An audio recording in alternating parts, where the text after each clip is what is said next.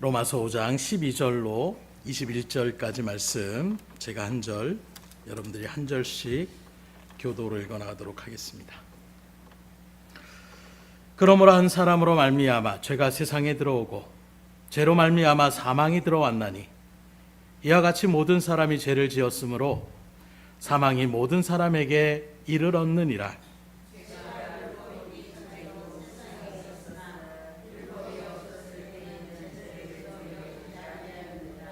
그러나 아담으로부터 모세까지 아담의 범죄와 같은 죄를 짓지 아니한 자들까지도 사망이 왕노릇하였나니 아담은 오실자의 모형이라.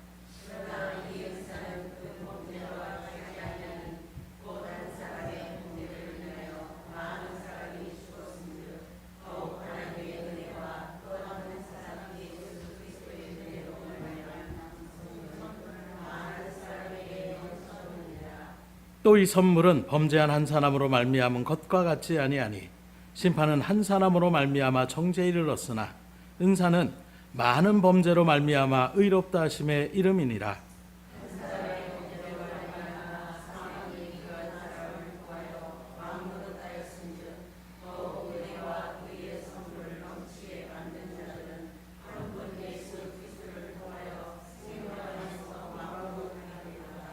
그런즉 한 범죄로 많은 사람이 정죄에 이른 것 같이 한 의로운 행위로 말미암아 많은 사람이 의롭다 하심을 받아 생명에 이르렀느니라.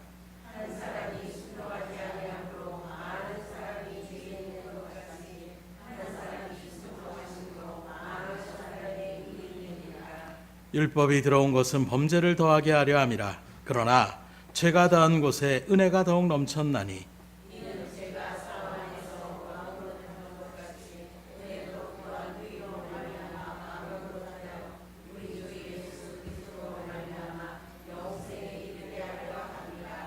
아멘. 우리 김 지사님은 말씀에 대한 핵심을 먼저 이렇게 준비하는 일들 속에서 여러분들이 이해하기 참 쉽게 대표자라는 그 의미가 어떤 것인지를 그 이야기 속에서 여러분들이 대충 알 거예요. 우리나라에도 많은 체육인들이 있을 때에 가장 그들이 영예롭게 여기는 자리가 바로 무엇이냐? 태극마크를 가슴에 달고 국가를 대표해서 나가는 그 경기에 서는 것을 꿈에 그리는 것입니다. 물론 그 일들 가운데서 우리나라를 대표로 하러 나가는 자리이기 때문에 그 부담감도 엄청날 거예요. 그러나 그와 더불어 그 일들을 이뤄나갔을 때에 그 한 사람으로 인하여 온 국민이 같이 기뻐하고 환호합니다. 한참 됐지만 2002년 월드컵 때에도 4강까지 올라갔을 때에 난리도 아니었어요. 좀 안 좋은 분위기였지만 붉은 악마라고 해서 그냥 다 붉은 옷을 입고 나와가지고 그냥 온 거리가 새빨갛게 물들 정도로 그 골 하나에 울고 웃는 이런 일들의 모습이 왜 그렇습니까? 내가 그 경기에 직접 뛰는 것도 아니에요.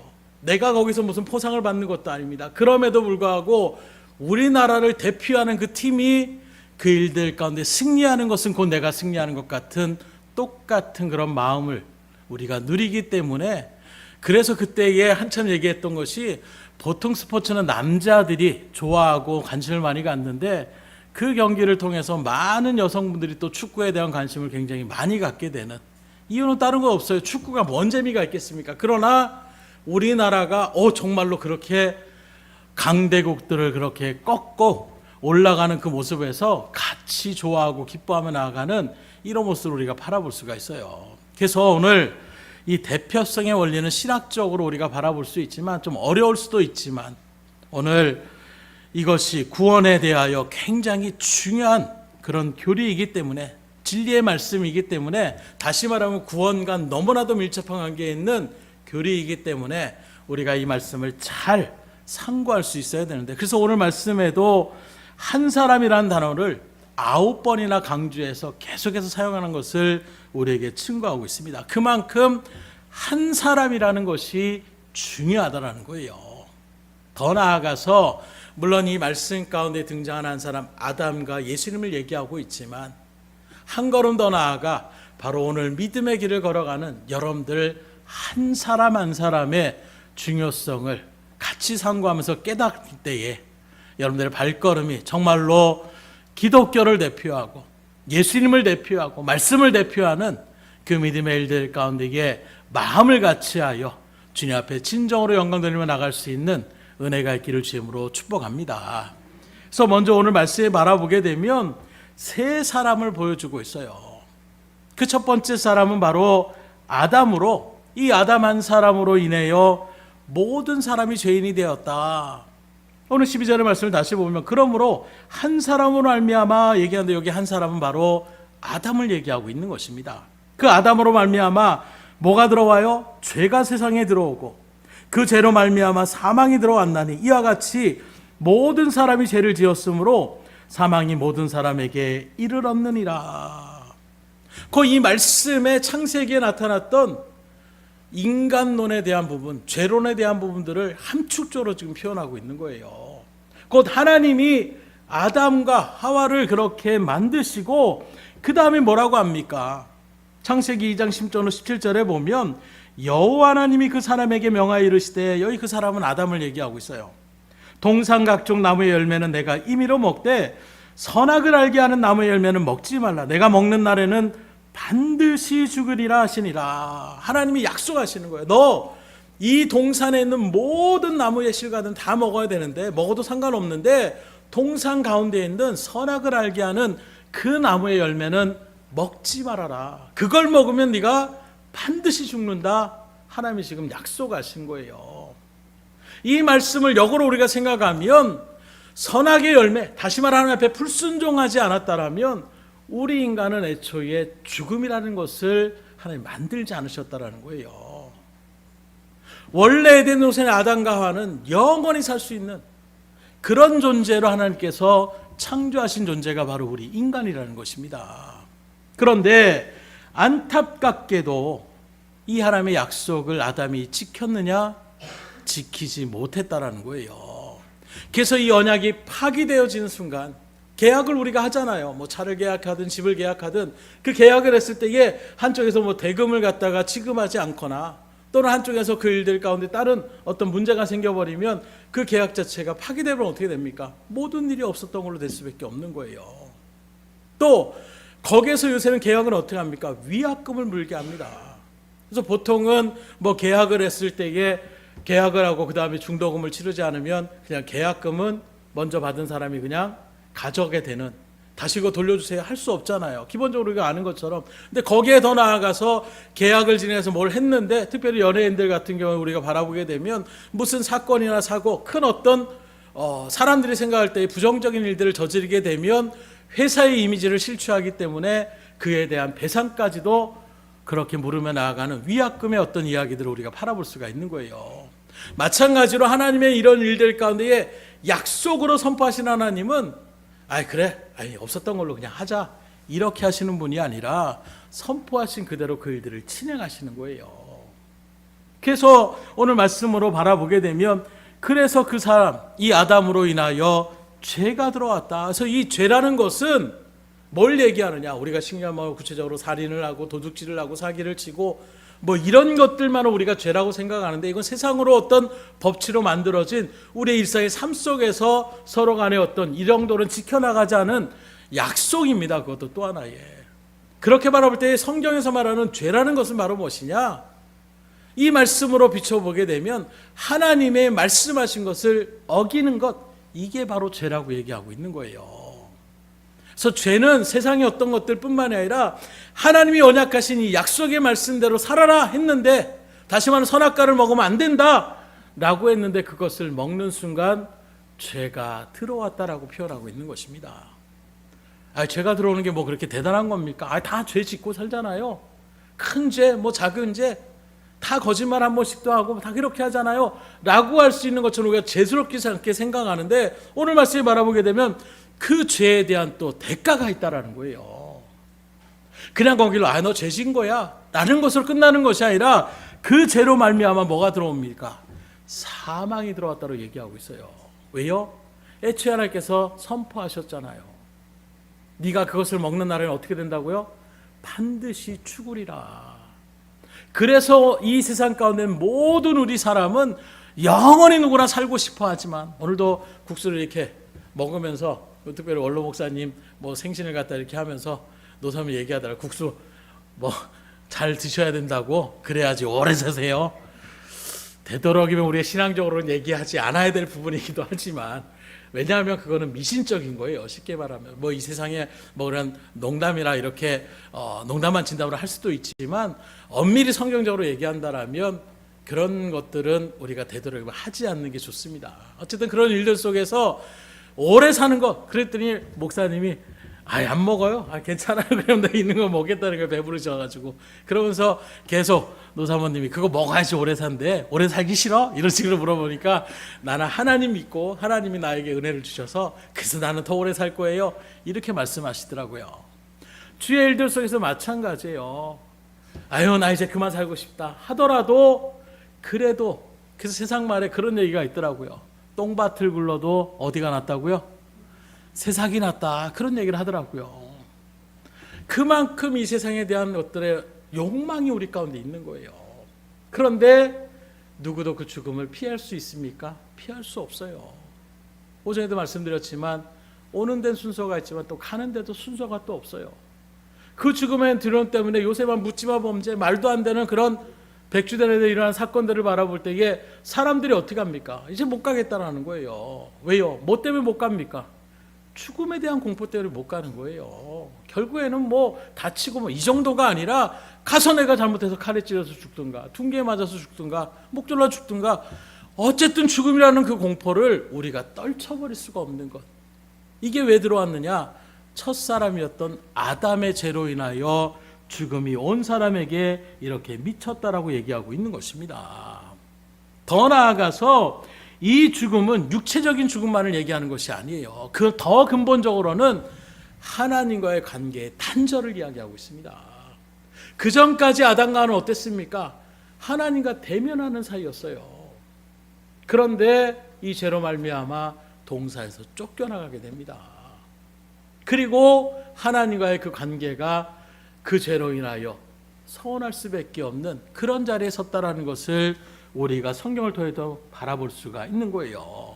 특별히 이런 일들 가운데 이게 그러면 아담이 그런 일들 가운데 죄를 진 게 아담은 혼자 죽으면 되는 것이지. 아담이 죄 졌지 우리가 죄 졌습니까? 아담이 하나님의 말씀에 불순종했지 우리가 불순종했습니까? 라고 우리가 반문할 수 있습니다.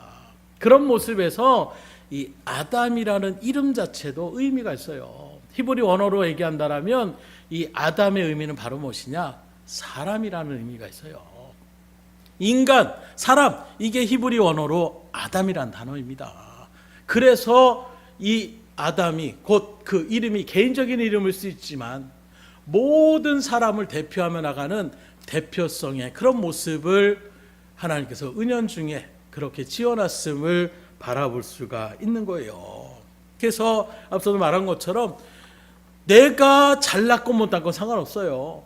나갔던 팀장이 제비를 잘못 뽑거나 뭔가 그 일들 가운데 못하면 내가 아무리 능력이 있어서 어떻게 돼요? 일해야 되는 거예요. 오늘 내가 일도 제대로 못했고 회사 보기도 민낯이 없는데 그래도 팀장이 제비를 잘 뽑으면 나도 그냥 더불어서 같이 실어 나가는 것. 왜 그렇습니까? 그 팀을 팀장이 대표로 해서 나가서 그 일들을 하는 거예요. 모두가 다 나가는 것이 아니라 우리 팀을 대표해서 그럼 팀장님이 나가서 제비를 뽑으세요. 그랬을 때 그 팀장에게 나머지 사람들이 어떻게 해요? 집중하잖아요. 잘 뽑아야 되는데 못 뽑으면 어떻게 된다고요? 가만 안 두겠다는 걸 얘기하는 것처럼. 그런데 그건 나의 어떤 소원이지만 결국에는 그 모든 운명이 누구에게 달려 있습니까? 그 팀장에게 달려 있는 거예요.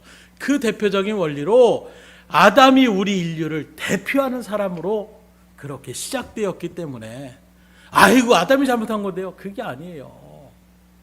좀 더 우리가 구체적으로 이야기한다라면 제가 어렸을 때 그런 생각을 했어요. 또 해외를 또 다니다 보면 또 그런 생각을 했습니다.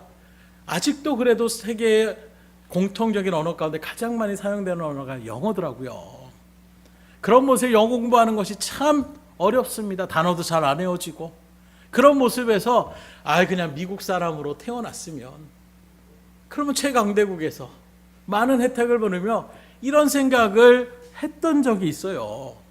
그런데 처한 상황과 그 환경의 대부분은 우리가 아는 것처럼 내 마음대로 되어지지 않는 거예요. 혹시 이 자리에서 나는 대한민국 국민으로 태어나기를 소망해서 이제 대한민국 국민으로 태어나신 분 있습니까?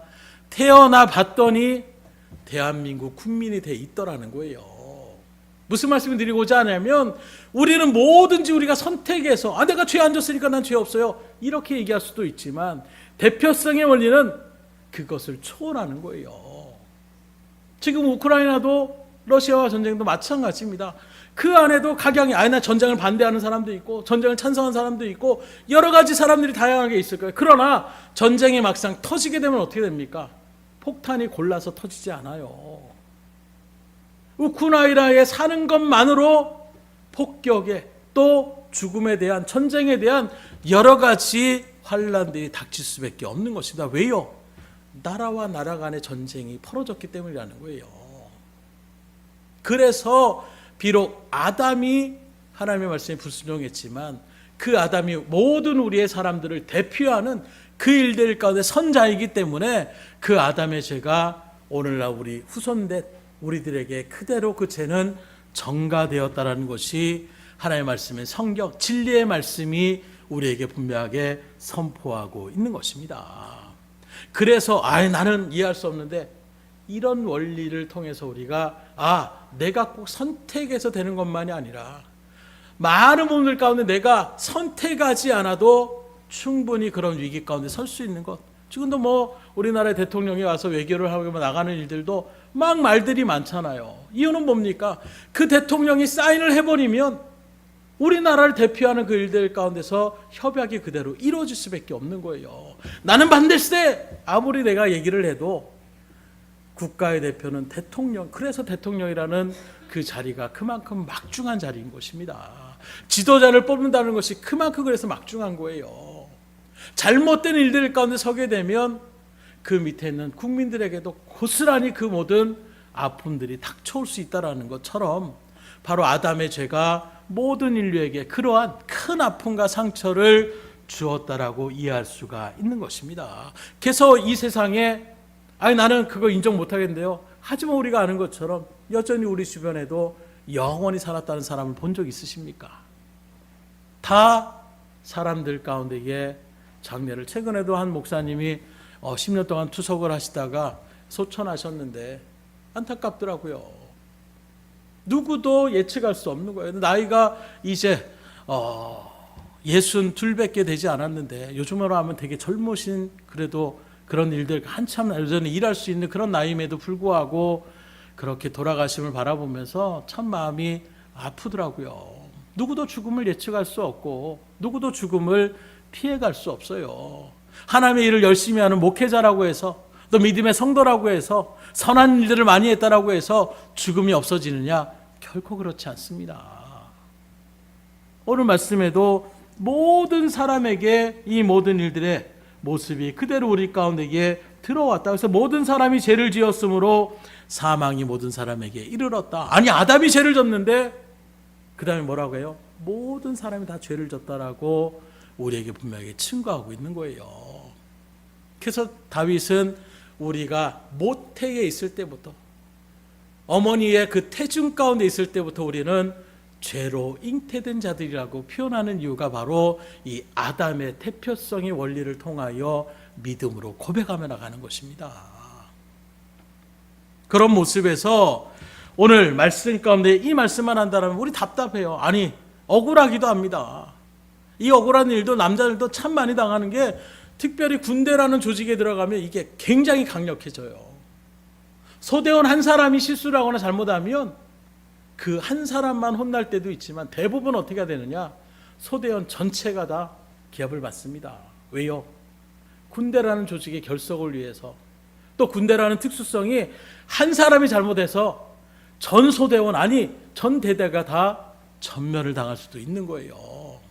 인류의 역사 가운데 한 사람의 그런 실수로 인하여 많은 사람들이 그렇게 같이 떼죽음을 당하는 이런 일들의 모습들이 얼마나 많이 있습니까? 그렇기 때문에 그 조직의 일들 가운데 한 사람의 실수로 그냥 넘어가게 되면 어떻게 됩니까? 군대라는 조직 자체가 흔들 수밖에 없는 거예요. 이해가 좀 되시나요? 아담의 죄가 나하고 무슨 상관이야?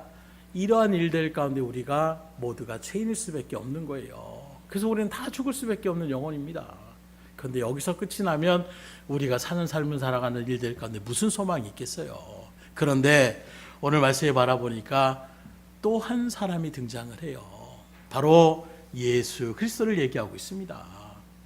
이 예수 그리스도 한 사람이 하나님의 말씀 가운데 아담은 순종함에 온전하게 서지 못했지만 하나님의 약속을 파기했지만 지키지 못했지만 예수님은 끝까지 하나님의 말씀에 그 뜻대로 유일하게 순종하신 분임을 얘기하고 있습니다. 그래서 예수님의 순종으로 말미암아 곧 여기 얘기할 때에 겟세마네 기도를 얘기할 수 있어요. 아버지 하나님 할만하시거든 이 십자가만은 내가 비켜나갈 수 있기를 원합니다. 너무 고통스럽습니다. 아니 그 무엇보다도 하나님과의 단절되는 그 자리가 너무나도 못 견디기 힘듭니다. 하나님 이 십자가만큼 지나가게 해주십시오 라고 끝난 것이 아니라 그러나 나의 뜻은 그렇지만 아버지의 뜻이 그렇다면 그 뜻대로 나아가겠습니다. 끝까지 순종하신 거예요. 그리고 그 처참한 고통의 십자가, 그 죽음의 십자가를 우리의 죄를 담당하시기 위하여 지셨던 그 예수님의 순종함을 통하여 오늘 그 은혜를 우리에게 어떻게 표현하고 있습니까? 15절에 보니까 그러나 이 은사는 그 범죄와 같이 아니하니 곧 한 사람의 범죄로 인하여 많은 사람이 죽었은즉 다시 말하면 아담의 범죄로 인하여 모든 사람이 죽음의 자리에 서게 됐는데 더욱 하나님의 은혜와 또한 한 사람 예수 그리스도의 은혜로 말미암은 선물은 많은 사람에게 넘쳤느니라. 뭐가 넘칩니까? 바로 죽음과 대조를 이루는 일들 가운데 예수 그리스도의 그 십자가의 죽음, 모든 사람의 죄를 담당하는 죽기까지 순종했던 그 십자가를 인하여 그 예수님을 믿는 모든 사람들이 다 영원한 생명의 은혜를 다시금 받을 수 있게 되었다는 것을 증거하고 있는 것입니다. 어떻게 해요? 예수님이 우리 인류의 대표자가 되어져서 아담이 오던 인류의 대표가 되어져서 하나님 앞에 불순종함으로 죄가 들어오고 죽음이 들어가게 됐는데 마찬가지로 모든 인류의 대표자 그 몸을 위해서 그래서 예수님은 하나님이신가 동시에 인간의 몸을 입고 이 땅에 오신 이유가 거기에 있는 거예요. 그래서 이걸 좀 더 교리적으로 강력하게 얘기한다면 이 구원의 일들은 성부 하나님도 할 수 없고 성령 하나님도 할 수 없고 오직 성자 예수님만이 중보의 사역을 감당할 수 있다. 왜냐하면 예수님만이 유일하게 우리와 똑같은 인간의 육신의 몸을 입고 오신 존재이기 때문에 우리가 그렇게 증거하는 것입니다. 이게 기독교예요. 예수님은 없으면 근데 오늘날 그 예수님의 자리를 내가 예수다, 내가 재림주다 이런 일들 가운데 여러분들이 거기에 현혹을 당하고 미혹을 당하고 그들이 어떤 기적을 행하고 여러 가지 사람들의 병을 고친다고 할지언정 그런 모습에 흔들리지 않기를 주임으로 축원합니다. 만약에 그런 기적과 이적도 나타낼 수 있어요. 늘 말씀드린 사단도 귀신도 역사할 수 있습니다. 그러나 우리가 분명하게 할 것, 새벽에도 우리가 사도행전의 말씀을 지금 상고하며 나가고 있는데 예수님이 초림하신 그 주님이 승천하시는 그 모습을 제자들이 쭉 바라봤을 때에 뭐라고 약속하셨는가? 심판의 때가 되어 다시금 이 땅에 오신 예수님은 다시 인간의 아이처럼 이렇게 오시는 분이 아니에요. 뭐 대한민국 사람으로 뭐 저기 무슨 뭐 신천지에 대한 어떤 교주들 얘기할 때에 뭐 그런 해몽이 나타나고 뭐 별이 떨어져서 거기에서 뭐 새롭게 뭐 신화와 설을 뒤엮어 가지고 그렇게 나름대로 포장을 하는데 초림의 사건은 한 번입니다.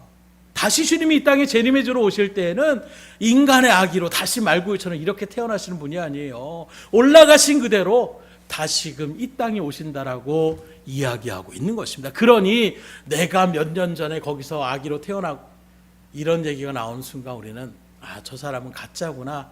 한 번에 여러분들이 그것을 분별할 수 있으셔야 돼요. 아무리 기적과 이적을 나타낸들 그것이 하나님의 말씀에 어그러진 것이라면 우린 그 자리에서 푸념이 일어나셔야 돼요. 저는 금요철회 때도 말씀드렸지만 너무나도 이 시대에 감정에 호소하며 나가는 일들, 내가 좋고 즐겁고 괜찮으면 그냥 거기에 몰려가게 되는, 이게 옳은 것이냐 그른 것이냐 판단을 하지 않습니다. 그냥 우리 편이면 무조건 맞는 거고 남의 편이면 무조건 틀린 것이고, 이런 시대 일들 가운데 너무 감정적으로 나가다 보니까 분별을 안 하려고 그래요. 그 사람이 얼마나 착하게 하고, 사회적으로 얼마나 봉사했고, 물론 좋습니다. 우리가 본받지만 그것이 진리의 말씀과 상관이 없는 거예요.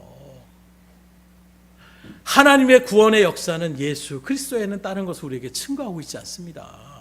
그렇기 때문에 다른 어떤 세상적인 좋은 일들, 사회적으로 많은 어떤 공헌을 하고 나가는 일들은 우리가 박수 쳐줄 만하고 좋아할 일이지만 그것과 구원은 별개의 문제로 우리가 분명히 아셔야 되는 거예요. 이게 모호하게 되는 순간 사람들은 그 감정에 치우쳐서 이상한 곳에 그렇게 빨려 들어가게 되는 것입니다. 또 요즘처럼 많은 어떤 삶을 살아갈 때 힘들 때 나타나는 특징 가운데 하나가, 모든 역사들이 그래, 한국의 역사도 마찬가지고, 나라가 힘들어지고 뭔가 경제적으로 많은 사람들이 의지할 것이 없을 때 그때 사입이나 이단들이 창궐하는 것을 우리가 바라볼 수 있어요. 믿음의 일들 가운데에 중심을 바로잡을 수 있기를 주님으로 축원합니다. 그래서 원래는 우리가 죄로 인하여 그 삭수로 죽어야 되는데, 우리를 대신해서, 우리를 대표해서 예수님이 대신 십자가에 죽어주셨기 때문에 우리의 죄를 사하여 주셨다라고, 이제 영생의 자리 가운데에 들어가게 되었다라고. 그래서 오전에 말씀드린 것처럼 여러분들은 참으로 복받은 사람이라고 얘기할 수 있는 거예요. 왜요? 가장 우리에게 필요한 생명을 다시금 얻은 것이고, 생명의 근원, 복의 근원 되시는 그 하나님과의 관계가 다시금 물꼬를 터졌기 때문이라는 거예요. 공급받을 수 있는 이 은혜 가운데 선 여러분들이 얼마나 복받은 사람입니까? 그래서 주의 일들 가운데서 이 죽음으로 인하여 지금도 사단은 우리들을 많이 위협하고 괴롭히며 나아가는 이런 일들 가운데 있는데, 그런 모습에서 예수 그리스도가 그 죄의 권세를, 그 죽음의 권세를 깨트려 나가신 것이 바로 부활의 사건이고, 그래서 우리가 주일로, 안식일이 아닌 주일을 우리가 이렇게 하나님의 은혜 가운데 공예배로 모이는 것이 바로 부활의 날, 그 소망의 날, 사망 권세의 죄의 권세를 깨트린 그 주님의 영광스러운 날이기 때문에 우리가 주의 날, 그래서 주일이라고 우리가 이 일들 가운데 믿음의 사람들이 모여서 예배를 드리는 거예요. 그래서 여전히 안식을, 토요일을 갖다가 주장하며 나가는 그런 일들 가운데 메인받을 사람들을 바라볼 때에 오히려 그 영혼을 안타까이 여기며 기도할 수 있으셔야 돼요. 말씀을 제대로 분별하지 못하니까 거기에 빠질 수밖에 없는 것입니다. 성경은 왜 그럼 주일입니까? 안식 후 첫날이라고 분명하게 명시하고 있잖아요. 그래서 토요일 다음인 주일날이 바로 예수님이 부활하신 그날이구나. 그래서 우리가 승리의 날, 주님의 날, 주일로 우리가 그렇게, 그래서 세상은 일요일이라고 얘기할 때에 우린 주일이라고 하는 의미가 바로 그런 의미를 나타내고 있는 거예요. 주일하는데 이게 무슨 말이냐? 주님의 날이라는 것을 이야기하고 있는 것입니다. 사망의 권세를 깨트린 승리의 날, 그래서 우리가 주일이라고 지칭을 하면서 이 시간에 우리가 예배로 이렇게 모여 주신 거예요. 그래서 우리가 우리의 신앙의 중심은 항상 예수 그리스도를 빼놓고서는 할 수 없는 것입니다. 그래서 오늘 말씀에도 주의 일들 가운데 바라보게 되면 이 세상이 그래서 돈으로, 권력으로, 그래서 진시황과 같은 그 황제는 그 강력한 힘으로 어떻게 합니까? 불로장생을 꿈꾸며 살아갔지만 오히려 더 이른 나이에 예순도 되지 않는 그 나이에 그렇게 결국에는 운명을 달리하게 되는 것이 이 세상의 역사임을 우리가 바라볼 수가 있는 거예요. 세계를 정복했던 위대한 어떤 알렉산더나 나폴레옹 같은 이런 사람들도 마찬가지입니다. 죽음의 그 칼날을 피해 나갈 수가 없었어요. 선한 일들을 했고 철학자로 소크라테스나 이런 사람들도 결국에는 죽음의 자리에 벗어날 수 없는 그런 모습이 바로 우리 인간의 죄의 모습인데, 우리 또한 그렇게 죄로 인하여 죽을 수밖에 없는 우리 영혼들을 다시금 영생의 은혜의 나라를 우리에게 분명하게 약속하여 주신 그 하나님의 은혜를 바라보며 믿음으로 감사하며 찬양과 영광을 누리며 나갈 수 있기를 주의 이름으로 축원합니다. 그래서 11절에 보니까 한 사람의 범죄로 말미암아 사망이 그 한 사람을 통하여 왕노릇하였은즉 더욱 은혜와 의의 선물을 넘치게 받은 자들은 한 분 예수 그리스도를 통하여 생명 안에서 왕노릇하리로다. 여기 특별히 왕노릇이라는 말이 나오는데 이건 바로 무엇이냐? 왕이 갖고 있는 강력한 힘을 행사한다는 것을 얘기하고 있어요. 곧 아담 한 사람 때문에는 우리에게 죽음이라는 이 사망이 우리에게 강력한 어떤 힘을 작용하는, 두려움을 나타내게 하는 그런 역할을, 그 아담의 범죄는 사망이라고 얘기한다면, 이제 예수님 한 분 때문에 생명의 소망을 우리가 가지며 나아가는 그 일들 가운데, 그래서 수많은 믿음의 선진들이 너 죽을래, 예수님 부인할래 했을 때에 예수님 부인하지 않고 그 죽음을 맞이하며 나갔던 것이 무엇입니까? 생명이 이제 그 안에 왕노릇하니까, 이 세상이 사망의 권세로 내가 죽음으로 끝나는 자가 아니라 영원한 하늘나라의 생명을 주신 이 믿음이 그 마음 가운데 강력하게 작용을 하니까, 그런 강압과 그런 협박 속에서 분연하게 예수 그리스도의 복음을 증거하며 순교의 자들을 마다하지 않아 나가는, 이게 바로 오늘 말씀에 나오는 왕노릇하는 것이라고 이야기할 수가 있는 것입니다. 그래서 18절을 계속 보면, 그런즉 한 범죄로 많은 사람이 정죄에 이른 것 같이 한 의로운 행위로 말미암아 많은 사람이 의롭다 하심을 받아 생명에 이를 얻느니라. 그래서 이 믿음이 있는 사람들은 내가 육신의 죽음으로 끝나는 것이 아니라 잠시 잠깐 내가 육신의 장막을 벗어버리고 이제는 내가 원래 있어야 될 그 본향, 하나님의 그 영원한 생명이 있는 그 나라에 이제 내가 들어갑니다. 어떻게 해요? 예수님이 나의 죄를 담당하고 죽으셨기 때문에 그 믿음으로 구원받은 사람은 반드시 하늘나라에 들어간다는 이 믿음이 있기에 그들은 육신의 죽음, 그 협박에 무너지지 않고 순교를 당하였다는 것을 우리가 바라볼 수가 있는 거예요. 오늘 이 믿음이 여러분들 가운데 새겨질 수 있기를 주님으로 축원합니다. 너무나도 우리가 편안한 시대 가운데 몇십 년 동안 그렇게 시간을 사는데 어려움이 없다가 점점 보여지는 여러 가지, 지금 실질적으로 그래요. 전도 이제 하기 힘들어졌습니다. 공공장소에서 이제 전도제를 나누거나 이런 일들을 제재를 가해 법적으로 아예 제재의 법이 발의가 되어 있습니다. 심지어 예전에 우리 등대교도 몇 년 전만 하더라도 같이 연합수련회로 연합구역예배로 해가지고 수목원이나 이런 데 가가지고 휴양림에 가서 같이 거기서 기도도 하고 말씀도 나누고 이런 일들을 했는데, 이제는 아예 그런 것들을 진행하지 못하도록 아예 그것을 제재를 가하고 있어요. 그래서 뜨겁게 기도해서 신고하면 경찰이 오는 것입니다. 집회를 제재시키는 거예요. 종교의 자유의 나라라는 분명한 헌법적인 일들 가운데 있는데, 그런 것들을 이제 다른 법을 그렇게 인정하는 일들 속에서 점점 그리고 실질적으로 그럴 일이 있겠어 했던 일들이 코로나의 일들을 통해서 우리에게 직접적으로 그것이 피부로 닿았잖아요. 정말로 예배를 못 모일 수도 있네.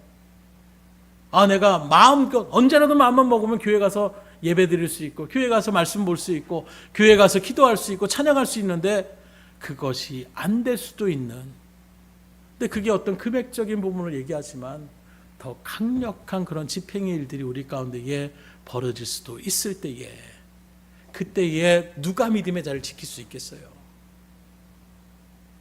이 세상이 전부인 양 살아가는 그 마음에 있어서는 양보할 수밖에 없는 것입니다. 내가 손해볼 수 없잖아요. 실적으로 코로나 일들 속에서 어떻게 합니까? 그렇게 얘기하면 내가 직장에서 잘릴 수 있습니다. 그만둘 수도 있습니다.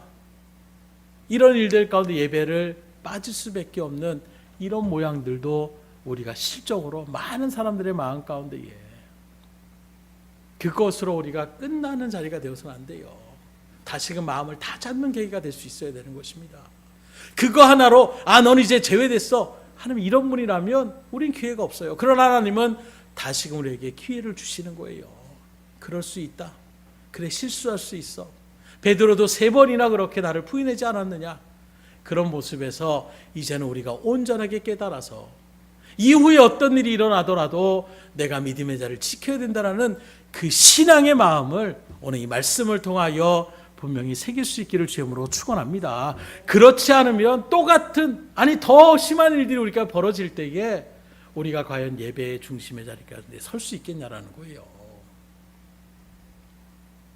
마지막으로 3번째 우리가 살펴본 사람은 누구냐? 바로 여러분들 한 사람 한 사람입니다. 나라는 사람이라는 거예요. 곧 여러분 한 사람도 수많은 사람들에게 아담과 같이, 예수님과 같이 큰 영향력을 그렇게 나타낼 수가 있다는 것입니다. 19절의 말씀입니다. 한 사람이 순종하지 아니함으로 많은 사람이 죄 있는 것 같이 한 사람이 순종하심으로 많은 사람이 의인이 되리라. 이 말씀의 한 사람은 아담과 예수님을 얘기하고 있지만 단지 아담과 예수님만을 이야기하는 것보다 오늘 믿음의 길을 걸어가는 여러분들에게도 통일하게 우리가 적용할 수 있는 거예요. 곧 내가 불순종하면 많은 사람들 가운데에 죄의 그 절망의 자리 가운데 사람들을 구원하지 못할 수 있고, 내가 하나님의 말씀에 온전하게 순종함으로 예수님과 같이 나아가면 그 한 영혼 한 영혼들을 구원의 복된 자리로 이끌어갈 수 있는 이 은혜의 사명을 주신 것이 바로 하나님이시고, 그 사명을 받은 사람들이 여러분들임을 믿으시기를 주임으로 축원합니다. 그래서 여러분들이 예수님 같은 사명자라는 것을 분명히 알아야 되는 거예요. 본래 우리들은 어떤 사람이었다고요? 아담의 그 문제로 인하면 우린 죄인이에요. 죽을 수밖에 없는 사람들입니다. 사망의 죽음의 권세를 벗어날 수가 없는 거예요. 그러면 이것으로 끝입니까? 아니에요. 예수님께서 십자가의 죽음을 통하여 우리를 죄의 권세에서 해방시켜 줬습니다. 이제 우리는 죽음으로 끝나는 사람이 아니라 영원한 하늘나라에 들어갈 사람들이에요. 그러면 나 구원받았으니까, 나 믿음의 확신이 있으니까 끝! 이제는 내 맘대로 살아도 상관없습니다. 이게 우리의 발걸음이 되어야 되느냐? 그렇지 않다라는 것입니다. 오늘 세 번째 사람이라고 할 수 있는 저희들이 뭘 해야 될지를 분명히 알아야 되는데, 그건 바로 무엇이냐? 영적인 전쟁의 자리 가운데 우리가 있음을 아셔야 된다는 거예요. 곧 구체적으로 얘기한다라면 우리가 복음을 증거하는 이 사명을 받은 자라는 것을 잊어서는 안 된다라는 거예요. 인간의 죄성은 우리의 힘과 의지로 이겨낼 수 없습니다. 저도 계속해서 살 좀 빼야지, 운동 좀 해야지, 이거 하나도 지키는데도 너무 힘들더라고요. 계속해서 운동하며 꾸준히 나가는 것조차도 힘든 우리 어떤 모습이라고 한다. 물론 저와 같이 더 강력한 어떤 의지를 가진 분들도 있지만, 그런 분들이라고 할지라도 내가 평생 동안 죄를 안 지어야지 하는 그 마음 가운데 있는 순간에 한순간도 우리가 그 믿음의 자리를 지켜나갈 수 있느냐? 아니더라는 거예요. 한순간에 나도 모르게 인간적인 감정이 확 올라오는 것이 우리의 연약한 모습이라는 거예요. 이 죄성에 대한 문제는 그렇기 때문에 우리의 힘과 의지로 끊어낼 수가 없습니다. 오직 하나님께만 그 일들이 감당할 수가 있는 거예요. 그렇기 때문에 우리가 그 모든 일들 가운데 온전하게 살려면 하나님의 말씀대로 살아가야 된다는 것을 얘기하고 있어요. 그럼 하나님이 우리에게 주시는 명령이 무엇입니까? 전도와 선교의 사명이에요. 복음 증거자의 사명, 이게 바로 하나님이 저 여러분들, 구원받은 이 백성들, 내가 하나님의 자녀로 삼아주고 너희들을 통하여 구원의 일들을 이루고자 하게 하여 부름받은 사람들이 바로 저 여러분들인 것을 잊어서는 안 된다라는 거예요. 바로 이 사명을 맡은 자답게 우리가 주의 일들을 온전히 감당해 나갈 수 있기를 주님으로 축원합니다. 그럼 우리가 어떻게 그 영혼들을 살릴 수 있습니까? 예수 그리스도를 그 사람이 영접하기만 하면 그도 영원한 은혜의 자리 가운데에 자리매김할 수가 있는 거예요. 그런데 이걸 정말로 방해하고 해방하는 그 세력이 있습니다. 그게 누굽니까? 사단이라는 존재가 결코 그 영혼을 쉽게 넘겨주지 않아요.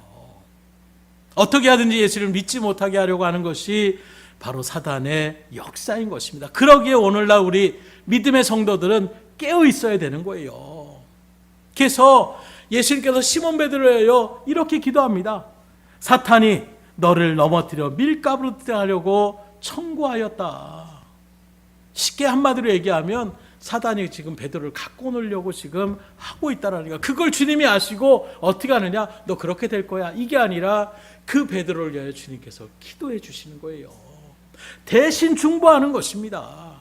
그 주님의 기도를 통하여 예수님을 3번이나 그렇게 죽음의 공포 가운데에, 그 죄의 권세 가운데에 부인했던 그 베드로를 예수님의 이 중보의 기도를 통하여 그가 사함을 받고 다시금 믿음의 사도로서 맡은 바 주의 일들을 온전히 감당할 수가 있었다는 것입니다. 그리고 감사한 것은 오늘 저 여러분들을 위해서도 하늘 보좌 우편에서 주님은 여전히 여러분들 한 사람 한 사람을 놓고 중보하며 기도하고 있음을 또한 말씀을 통하여 분명하게 믿음으로 새길 수 있기를 주님으로 축복합니다. 그래서 베드로처럼 우리도 넘어질 수 있어요.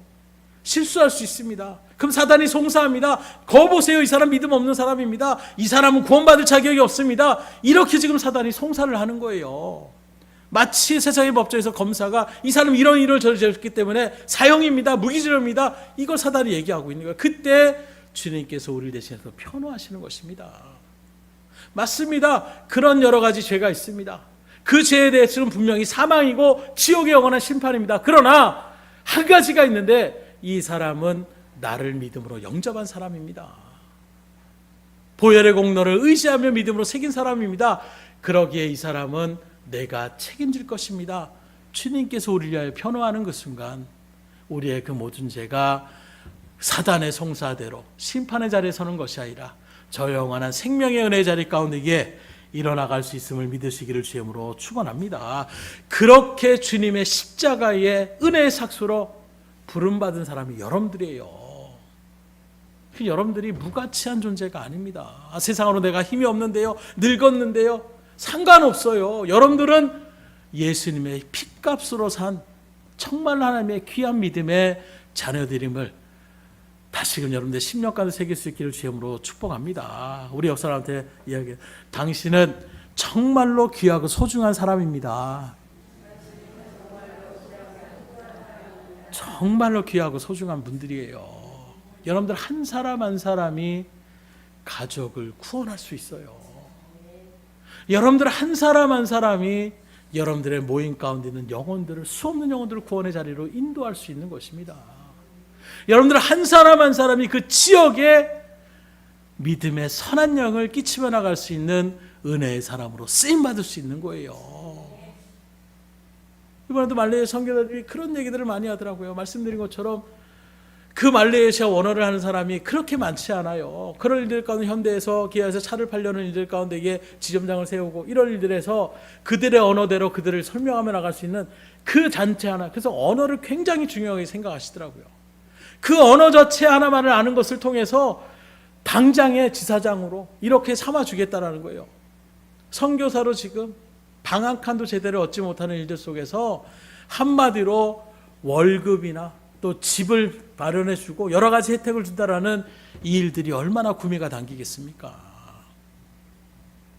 여러분들 구역 모임에도 나누겠지만 그런 모습에서 한 선교사님이 내가 중국에서 600달러를 지금 월급 받습니다. 그랬더니 그럼 당신이 우리의 일들을 도와주면 15,000불을 우리가 주겠습니다. 그런데 선교사님이 안 하겠다라는 거예요. 아니, 지금 당신이 받는 그 돈하고는 비교할 수 없는 액수인데, 그때 그 선생님이 그렇게 얘기를 하는 것입니다. 하는 일이 너무 적습니다. 영혼을 살리는 일과 그 돈이 아무리 많은데 그걸로 사람들에게 뭐 차를 판든 뭘 하든 이것과는 비교 대상이 될 수 없다라는 거예요. 그래서 나는 비록 육신의 어떤 금액은 작을지라도 영혼을 살리는 이 놀라운 일들을 진행하는 선교사의 이 사역을 나는 그만둘 수 없다라는 이 믿음의 고백들, 얼마나 멋있습니까? 여러분들도 그런 멋진 신앙생활을 할 수 있기를 주님으로 축원합니다. 세상의 그 작은 것 때문에 우리가 거기에 마음을 넘어지고 쓰러지는 일들이 얼마나 우리 주변에 많이 있는지, 그런 일들 속에서 정말로 내가 얼마나 귀하고 소중한 사람인지, 온 천하보다 귀한 그 한 영혼 한 영혼을 하나님의 구원의 백성으로 삼을 수 있는 그 믿음의 여건들로 부름받은 사람들이 여러분들이에요. 그 자부심을 가지고 여러분들의 가족을 구원할 수 있기를 주님으로 축원합니다. 여러분들의 친족들과 친구들과 관계된 사람들을 구원의 자리로 이끌어갈 수 있기를 주님으로 축복합니다. 그래서 성경의 말씀도 우리가 잘 살펴보게 되면 한 사람으로 인하여 여러 가지 공동체의 전체적인 운명을 그렇게 결정적으로 바라볼 수가 있는데, 대표적으로 아브라함 한 사람으로 그 모든 족속이 구원을 받게 되잖아요. 에스터 그 한 사람으로 죽음의 처지에 있었던 유대인들이 오히려 그 모든 일들 가운데서 해방의 은혜의 날을 맞이하는 그런 일 가운데 서게 되는 것입니다. 요나 한 사람이 하나님의 말씀에 어찌됐든 간에 순종하러 나갔을 때에 니느웨 사람들이 심판을 면하게 되는 이런 놀라운 일들을 성경으로 우리에게 분명하게 증거하고 있어요. 여러분들이 바로 그와 같이 쓰임받을 수 있는 존재가 바로 나다라는 것을, 그 일들을 위하여 하나님께서 여러분들을 많고 많은 사람들 가운데 이게 택하셨다라는 것을 믿음으로 깨달으시고 정말로 담대하게 복음의 역사의 주인공이 될 수 있기를 주임으로 축복합니다. 그래서 여러분들이 올바르게 사셔야 되는 거예요. 지금 바라보세요. 사역자 한 사람이 비리에 연루되거나 뭔가 이런 일들 가운데 있으면 기독교 전체가 욕을 먹잖아요. 뭐 직분자 또 성도의 어떤 한 사람이 잘못된 일 가운데 서게 되면 전체적으로 그런 일들 가운데에 서게 되잖아요. 저도 마찬가지예요. 여러 가지 일들 가운데서 뭐 할 때도 있는데 가끔 그럴 때가 있어요. 나는 잃을 것이 많아서 그럴 수 없다.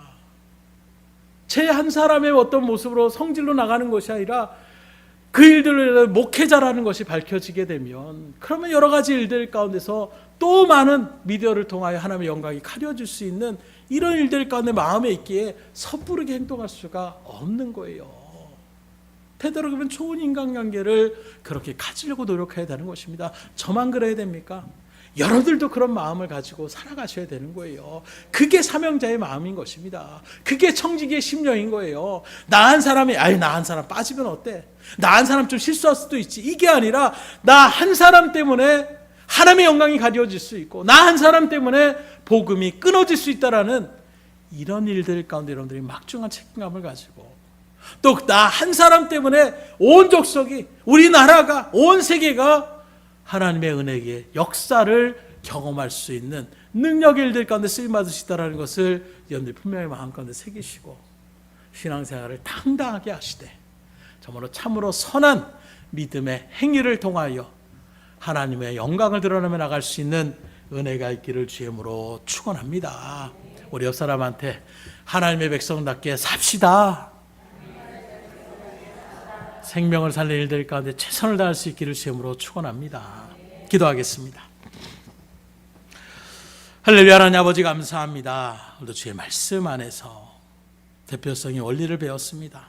아담 한 사람의 죄로 인하여, 불순종으로 인하여 모두가 죽음의 사망의 권세 가운데 놓여질 수밖에 없었지만 예수님이 온전하게 하나님의 말씀에 순종하심의 그 십자가의 길을 걸어가심으로 우리 모두가 생명의 은혜의 자리 가운데 세워주신 이 놀라운 은혜의 섭리를 우리가 다시금 마음 가운데 새기면서 한 걸음 더 나아가 내가 걸어가는 이 믿음의 신앙의 여정 또한 내가 어떻게 행동하느냐에 따라서 하나님의 영광을 가려질 수도 있고 하나님의 영광을 환히 드러낼 수도 있는, 그 영혼을 그냥 죽음의 자리로 내몰 수도 있고 그 한 영혼을 하나님의 복된 은혜의 생명의 자리로 인도할 수 있는 이 놀라운 은혜가 바로 나에게 주어졌다라는 것을 믿음으로 깨닫게 하여 주셨사오니 이 마음 품으며 우리가 소망을 갖고 주의 말씀 가운데에 우리 주변에 있는 영혼들 그 한 사람 한 사람을 놓고 기도하며 나갈 수 있도록 인도하여 주시고